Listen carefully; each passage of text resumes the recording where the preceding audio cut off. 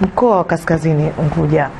Hali ya biashara katika soko la Mkokotoni imeanza kurejea katika hali ya kawaida, ingawa baadhi ya bidhaa zinaonekana kupanda bei na kusababisha usumbufu kwa wateja.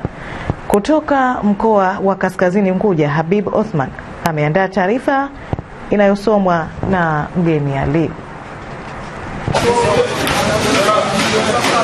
Soko la Mkokotoni linaonekana kuchangamka ikilinganishwa na wakati wa uchaguzi mkuu, huku wateja wakifika kwa wingi kununua mahitaji yao. Jambo kidogo tunashukuru Mungu tunafanya biashara vizuri. Kwa uchaguzi kidogo biashara ilikwama kidogo kwa sababu ya mambo ya uchaguzi. Kwa hiyo wateja si sana kuja. Hata hivyo, wauza samaki wamekiri kupanda kwa bei kutokana na hali ya mabadiliko ya hewa na kuvuma kwa upepo wa kusi baharini unaosababisha upungufu mkubwa wa samaki. Kupanda kwa samaki kutokana na hali ya hewa ilivyo. Hali imekuwa chafu, wavuvi wafika kwenye mavuno. Kwa hiyo samaki wamepanda sana bei.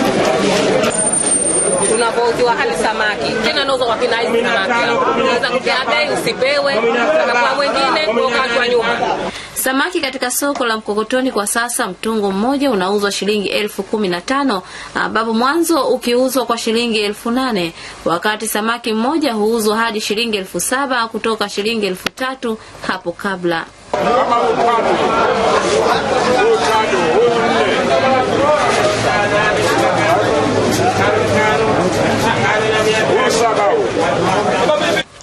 Kwa upande mwingine, katibu wa umoja wa wauza vitanda Mkokotoni ndugu Othman Ali ameiomba serikali kuwajengea banda ili kutunza vitu wanavyovitengeneza visiharibike kutokana na mvua, suala ambalo amesema bado halijapatiwa ufumbuzi. Yale ambayo wameyazungumza viongozi wenzangu waliopita au wanachama wenzangu, basi nilikuwa naomba uongozi wa juu yafanyie kazi, kwa sababu mara nyingi tunakuwa tunatoa changamoto zetu zinabakia hewani tu. Nikiripoti, mimi Mgeni Ali wa ZBC.